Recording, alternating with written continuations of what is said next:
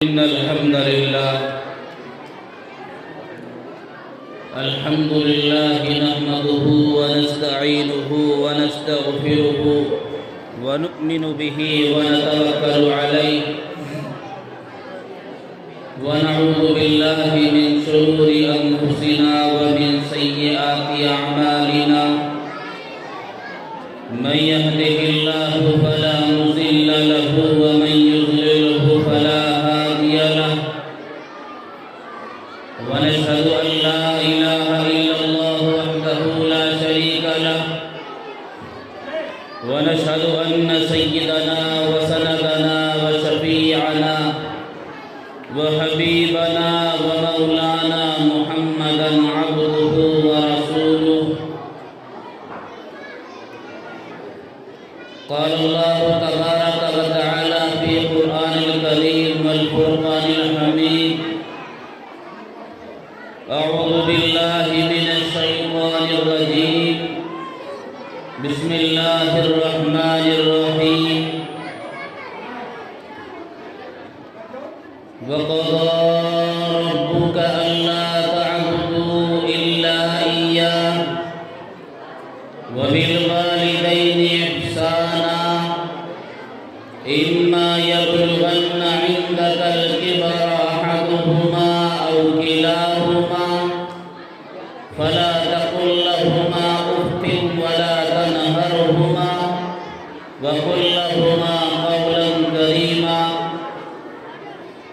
وقال رسول الله صلى الله عليه وسلم رضا الله تعالى مع رضا الوالدين أو كما قال عليه الصلاة والسلام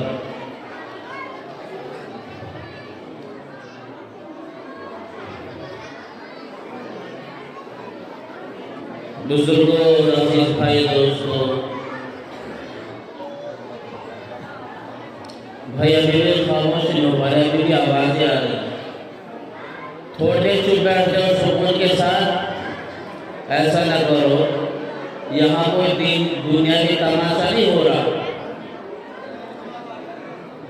پہلی بات تو ہے کہ عورتیں کھڑی ہوئی ہیں مسکرات ہماری ماں بہنیں درخواست ہے کہ انہیں سے بیٹھ جائے خاموشی کے ساتھ بیٹھ جائے دیکھو پردہ آپ کے لیے لگایا گیا تاکہ آپ پردے کے پیچھے آرام سے بیٹھ سکیں بہرحال بھائی خیر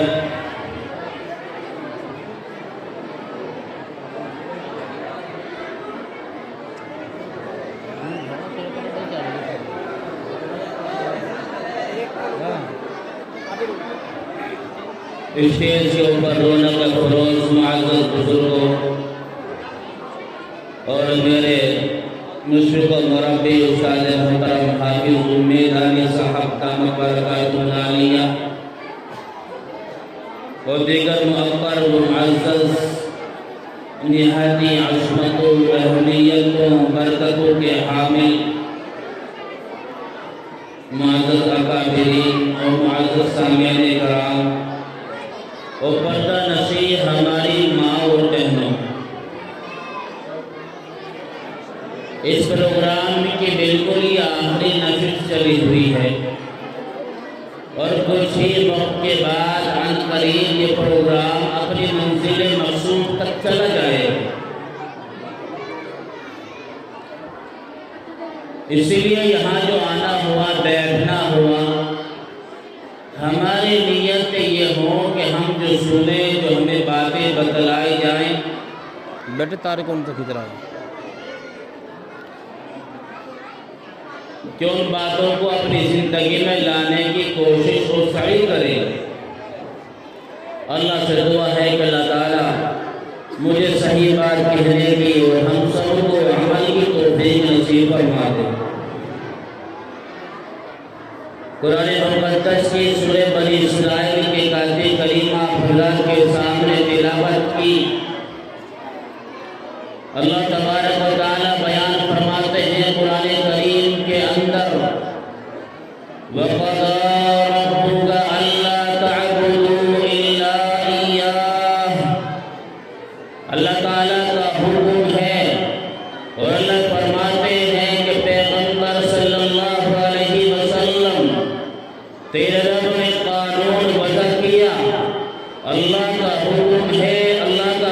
قانون ہے اور اللہ نے فیصلہ کیا ہے، اللہ نے تہیہ کر لیا ہے، یہ اللہ نے عزم کیا ہے، ایک اٹل قانون اللہ نے وضع کیا ہے۔ اور اللہ کا قانون یہ ہے اللہ تعبدوا الا ایاہ، کہ اللہ کے سوا کسی کی عبادت نہ کرو، اللہ کے سوا کسی کو معبود نہ بنو، اللہ کے علاوہ کسی کے سامنے سر نہ جھکاؤ، اللہ کے علاوہ کسی کو اپنا معبود و مسجود نہ بناؤ، اللہ کے علاوہ کوئی خالق نہیں ہے، اللہ کے علاوہ کوئی مالک نہیں ہے، اللہ کے علاوہ کوئی اس دنیا کے نظام کو چلانے والا نہیں ہے، اللہ کے علاوہ کوئی اس دھرتی کے اور اس کائنات کے نظام کو چلانے والا نہیں ہے۔ اور پوری دنیا کے اندر برملائی اعلان کر دو اور ساری دنیا کی انسانیت کے دلوں تک اس پیغام کو پہنچا دو اور یہ بتلا دو اشہد ان لا الہ الا اللہ، کہ ہم گواہی دیتے ہیں، ہم یہ گواہی دیتے ہیں کہ اللہ کے علاوہ کوئی گوڑ نہیں ہے، اللہ کے علاوہ کوئی لوڑ نہیں ہے، اس کے علاوہ کوئی ایشور نہیں ہے، اللہ کے علاوہ کوئی پوجین نہیں ہے، اللہ کے علاوہ کوئی داتا نہیں ہے، اللہ کے علاوہ کوئی اس دھرتی کے اس کائنات کے نظام کو چلانے والا نہیں ہے۔ أَلَمْ نَجْعَلِ الْأَرْضَ مِهَادًا وَالْجِبَالَ أَوْتَادًا وَخَلَقْنَاكُمْ أَزْوَاجًا وَجَعَلْنَا نَوْمَكُمْ سُبَاتًا وَجَعَلْنَا اللَّيْلَ لِبَاسًا وَجَعَلْنَا النَّهَارَ مَعَاشًا وَبَنَيْنَا فَوْقَكُمْ سَبْعًا شِدَادًا۔ اللہ فرماتے ہیں ان ہواؤں کے چلانے والے، آسمانوں کو بنانے والے اور زمین کو دکھانے والے اور اس کے اندر اور زمین میں دریا بہانے والے اور پھر دریاؤں کو روانی کا سلیقہ سکھلانے والے اور اس کے نیچے سمندر برپا کرنے والے اور سمندر کے اندر تمکن اور طغیانی پیدا کرنے والے، اس کی تہہ کے اندر موتی پیدا کرنے والے اور سمندر کے اندر پلنے والی، بسنے والی، رینگنے والی اور سمندر کی تہہ کے اندر رہنے والی لاکھوں کروڑوں مخلوقات کو روزی دینے والے ہم ہیں۔ بات سمجھ آئی ہے؟ ہاتھ اٹھا کر کے بتاؤ کہ کس کس کے سمجھ میں نہیں آئے گا؟ کسی کی سمجھ میں نہیں آئے گا؟ خیر،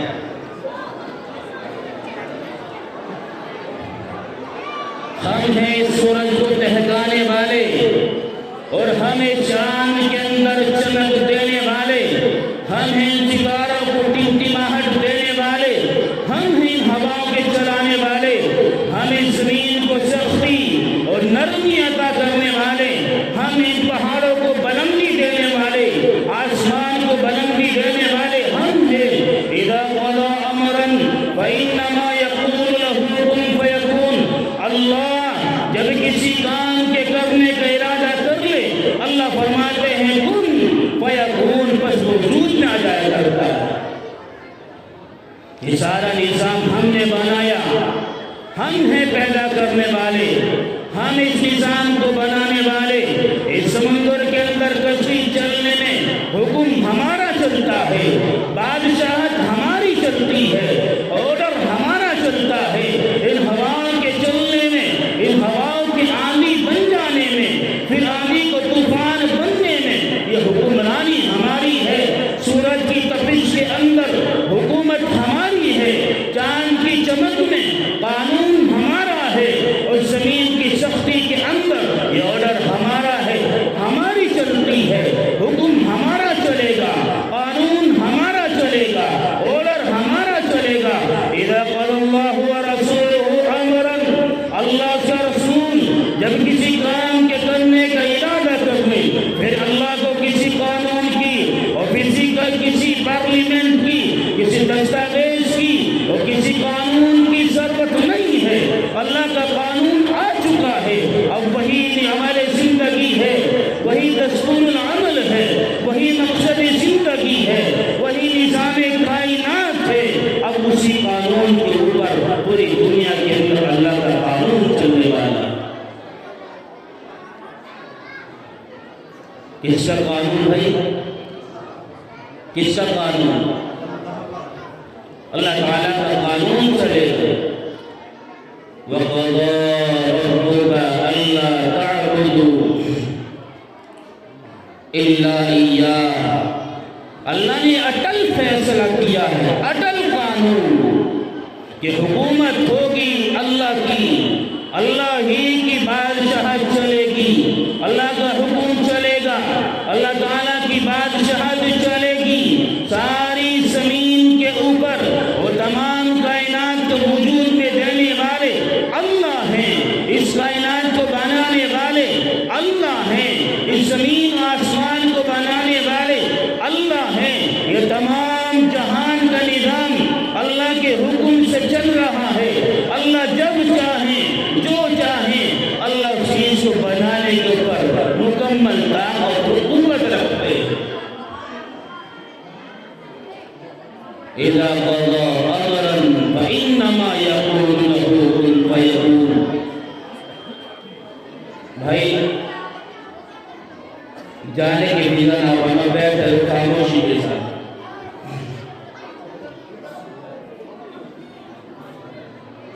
وَقَضَى رَبُّكَ أَلَّا تَعْبُدُوا إِلَّا إِيَّاهُ۔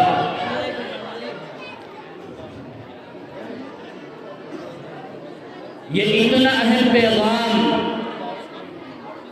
کہ اس پیغام کے تحفظ کے لیے، اس پیغام کی تبلیغ کے لیے، اس پیغام کی بلندی کو، اس کی اہمیت کو، اس کی عظمتوں کو، اس کے مقام اور مرتبے کو سمجھانے کے لیے اللہ نے نبیوں کو بھیجا، رسولوں کو بھیجا، علماء کی ذمہ داریاں لگائیں، مبلغین ہیں، داعی ہیں۔ اس پیغام کی سربلندی کے لیے، اس توحید کے پیغام کو سمجھانے کے لیے اللہ نے نبیوں کو بھیجا ہے۔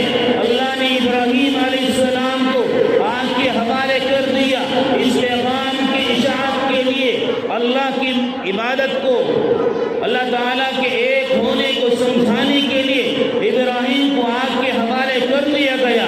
اس پیغام کو لے کر محمد رسول اللہ مکے کی 13 سالہ زندگی میں آپ نے صعوبتیں برداشت کی، تکلیفیں اٹھائی، مصیبتیں اٹھائی۔ آپ علیہ السلام نے وہ طائف کا تاریخ ترین سفر کیا، آپ لوگوں کو سمجھا رہے ہیں اور یہ فرما رہے ہیں اللہ تعبدوا الا اياه، اے طائف والو اللہ کو ایک مان لو، اللہ کو اپنا معبود مان لو، اللہ کو اپنا خدا مان لو۔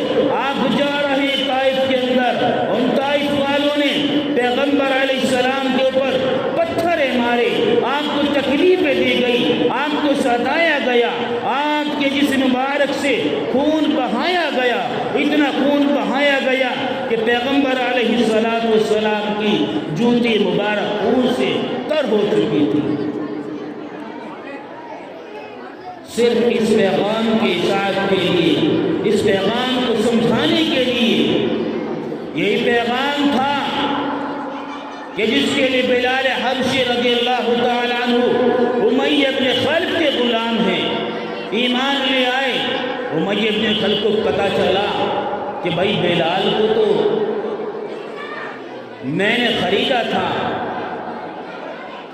تھوڑی سی کو کم کر دو، ای کو کم کر دو، آواز کھول دو تھوڑی سی۔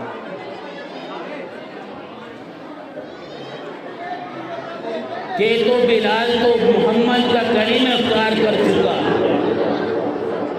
محمد کے دین کو اپنا چکا اور یہ اقرار کر چکا ہے کہ اللہ کے علاوہ کوئی معبود نہیں ہے، یہ لات و عزا کی توہین کرتا ہے اور لات و عزا کو برا بھلا کہتا ہے اور ایک اللہ کو مانتا ہے۔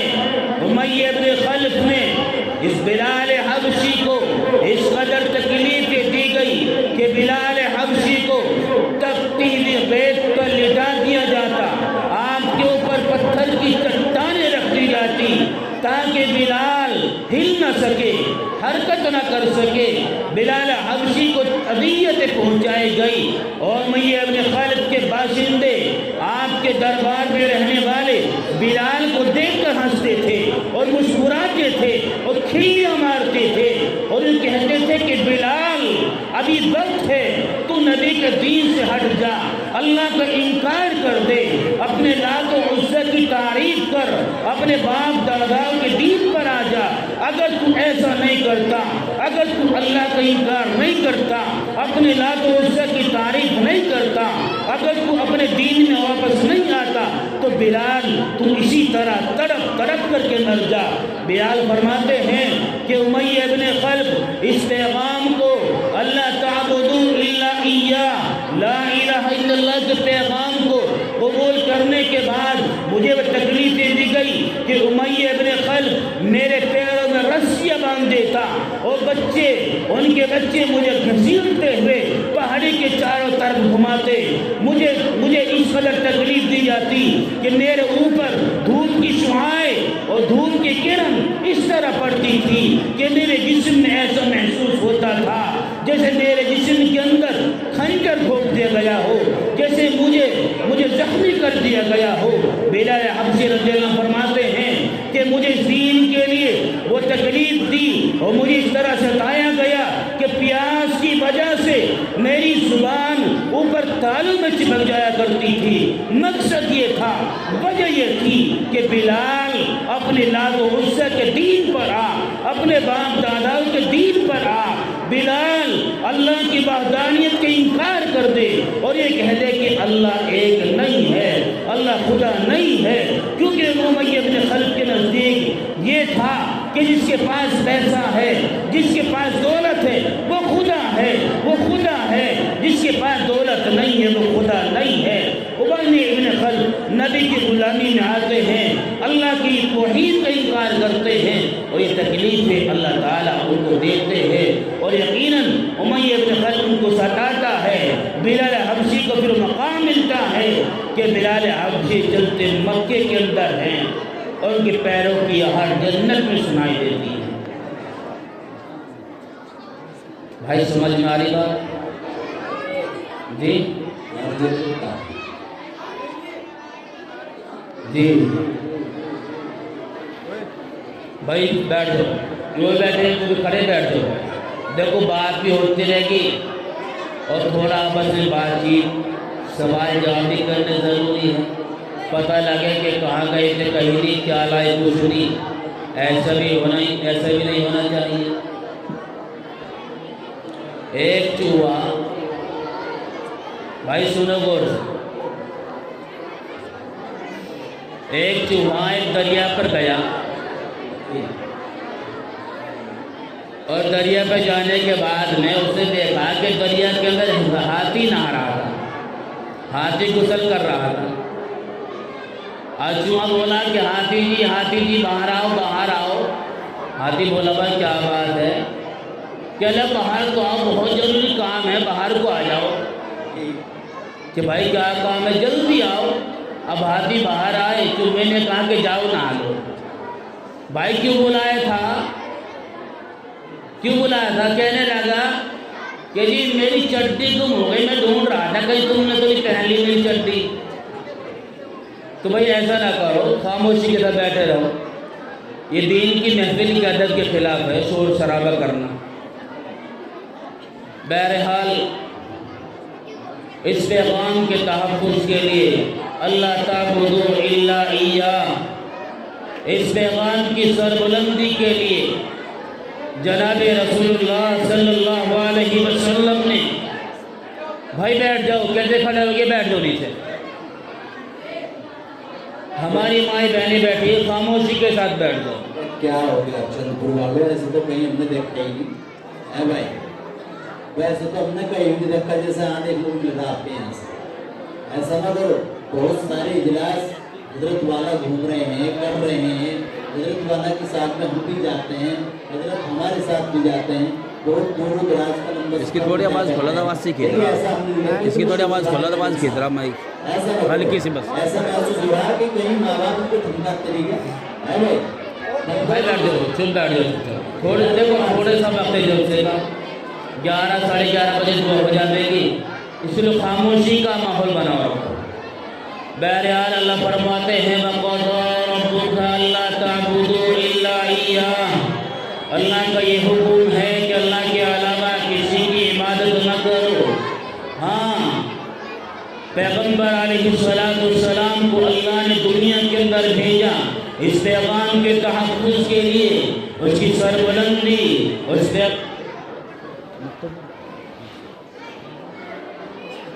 इस पैगाम के इशाअत के लिए अल्लाह ने नबियों को भेजा, रसूलों को भेजा, उलमा की जिम्मेदारी लगाई, मुबल्लिगीन हैं, दाई हैं, सबका मकसद और सबका पैगाम यही है अल्लाह ताबुदू इल्ला इय्याह, के लोगों अल्लाह के अलावा किसी की इबादत न करो, किसी को अपना माबूद न समझो, अल्लाह के अलावा किसी की इबादत न करो। एक तो इतना अहम पैगाम, इतना अहम पैगाम, उसी के साथ मिलाकर अल्लाह जो हुक्म दें वो कितना अहम और कितनी अज़मतों का हामिल हो। भाई बहुत ही मुख्तसर बात करेंगे, देखो शोर शराब हो थोड़ा प्यारा। अल्लाह दूसरा हुक्म बयान फरमाते हैं इसी से मिलाकर, वबिल वालिदैनि इहसाना। एक तरफ तो ये इतना ऊंचा हुक्म, इतना आला पैगाम और इतना बुलंद पैगाम कि जिस पैगाम के लिए अल्लाह ने नबियों को चुना और रसूलों को चुना, जिस पैगाम की तौहीन करने पर हज़रत नूह अलैहिस्सलाम की कौम के ऊपर अल्लाह ने पूरी दुनिया को, सारी मखलूक़ात को गर्क करने का फैसला किया। एक तो इतना अहम पैगाम, उसी के साथ मिलाकर अल्लाह जो हुक्म दे, जो पैगाम दे, वो कितना अहम होगा, कितना आला होगा। अल्लाह फरमाते हैं वबिल वालिदैनि इहसाना, अल्लाह फरमाते हैं कि अपने वालिदैन के साथ, अपनी माँ के साथ, अपने बाप के साथ हुस्न सुलूक का मामला करो। अपने वालिदैन के साथ एहसान का मामला करो। एहसान क्या है? प्यारे नबी सल्लल्लाहु अलैहि वसल्लम बयान फरमाते हैं अहसिन इला मन असा इलैक, कि एहसान ये है कि कोई तुम्हारे साथ बुरा बर्ताव करे, कोई तुम्हें तकलीफें दे, तुम उनके साथ अच्छा मुआमला करो। कोई तुम्हारे खिलाफ साजिशें रचे, तुम उनके लिए दुआएं खैर करो। कोई तुम्हारे ऊपर पत्थरे मारे, तुम उनको प्यार दो, ये एहसान है। अल्लाह फरमाते हैं, अल्लाह के नबी अलैहिस्सलाम निशान फरमाते हैं रिदल्लाहि तआला मारिदल बारिदैन, आका फरमाते हैं कि अल्लाह की रज़ामंदी, अल्लाह ताला की खुशनुदी तुम्हारे वालिदैन की खुशनुदी में है। अगर तुम्हारे माँ बाप राज़ी हैं, अल्लाह राज़ी, माँ बाप राज़ी हैं, अल्लाह की रज़ा तुम्हारे लिए, अल्लाह की जन्नत तुम्हारे लिए। एक बात बताओ भाई, अगर कोई आदमी कुतुब हो, अब्दाल हो, नमाजी हो, रोज़े रखने वाला हो, तिलावतें करने वाला हो, अल्लाह का जिक्र करने वाला हो, खूब सदका खैरात करने वाला हो, उसका मकाम क्या है, अजर क्या है? अल्लाह की रज़ा है और जन्नत है। नबियों का भी इनाम है, रसूलों को भी अल्लाह यही देंगे, अपनी रज़ा और जन्नत। वलियों का भी यही नाम, अल्लाह की रज़ा और जन्नत। और अल्लाह के नबी फरमाते हैं कि अल्लाह की रज़ा माँ बाप की रज़ा में है और जन्नत तहत अक़दामी उम्महातिकुम, और जन्नत तुम्हारी माँ के कदमों के नीचे। कहाँ पे जन्नत जी? जन्नत माँ के कदमों के नीचे है। आय है इमाम शाफी रहमतुल्लाह अलैह, बहुत बड़े इमाम दूसरे इमाम शाफी, वक्त का इमाम, जिसका मकसद, जिसका कारोबार ये था दीन को पढ़ना पढ़ाना और दीन सीखना सिखाना, कुरान पढ़ना पढ़ाना, जिसका मकसद ये था कि हदीसों से मसाइल निकाल कर उम्मत तक पहुँचाना, जिसका मकसद ये था कुरान करीम को पढ़ना और फिर पढ़ाना। वही इमाम शाफी इतना बड़ा आदमी कि जब रास्ते से गुजरे तो वक्त का बाद से खड़ा हो जाए, जिसके सामने बादशाहों के ताज गिर जाएं, वो इमाम शाफी रहमतुल्लाह अलैह घर में आते हैं, अपनी माँ के कमरे में दाखिल होते हैं, देखा अम्मा सोई हुई है। इमाम शाफी अंदर गए, माँ के कदमों में नीचे बैठ गए और माँ के पैर पकड़ लिए और पैरों को पकड़कर माँ के कदमों को, तलवों को चूमने लगे, बोसा देने लगे। इमाम शाफी रहमतुल्लाह अलैह कि माँ की वालिदा की आँख खुली, अम्मा की आँख खुली, पैर समेट के देखा इमाम शाफी। अम्मा कहने लगी कि बेटा तुम क्या करते हो, तुम अपने ये होंठ मेरे पैरों को क्यों लगाते हो, तुम्हारे होंठ तो इस काबिल हैं कि अल्लाह के फरिश्ते इन होठों को चूमते हैं, इनको बोसा देते हैं, तुम्हारा मकाम तो ये है कि बादशाह तुम्हें देख कर के खड़ा हो जाता है, तुम अपने इल्म की तौहीन न करो। इमाम शाफी फरमाते हैं अम्मा जान मैं तुम्हारे कदम नहीं चूम रहा, मेरे नबी ने फरमाया है कि शाफी तेरी जन्नत तेरी माँ के कदमों के नीचे है। अम्मा मैं अपनी जन्नत को चूम रहा हूँ, अल्लाह ने मेरी जन्नत जो तुम्हारे कदमों के नीचे रखी है उस जन्नत को मैं चूम रहा हूँ, बोसा दे रहा हूँ। ये माँ की अज़मतें हैं, ये माँ का मकाम है।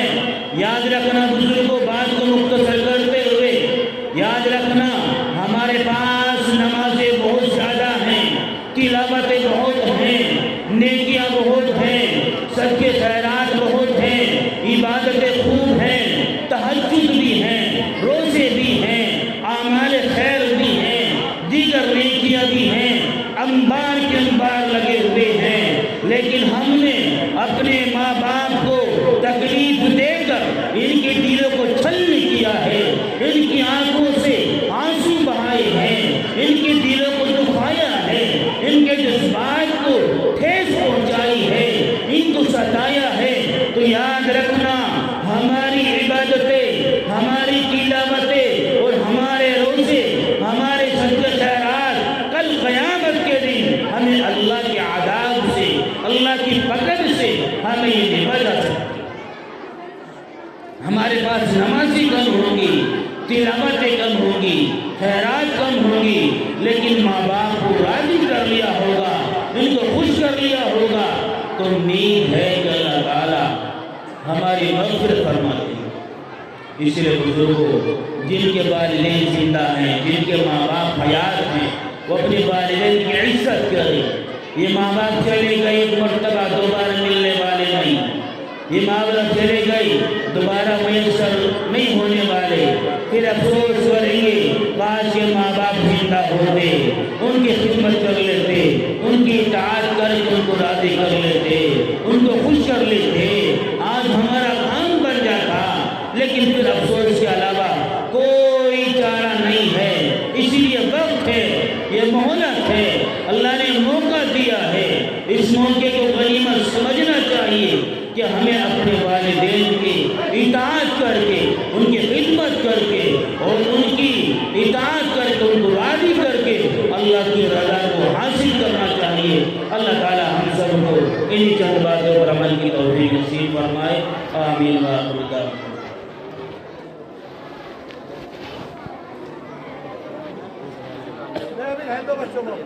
माशाअल्लाह, जज़ाकल्लाहु खैरन व अहसनल जज़ा। क्या लेकर आया है दुनिया में और क्या लेकर जाएगा, क्या लेकर आया है दुनिया में और क्या लेकर जाएगा। आज ही कर ले जो करना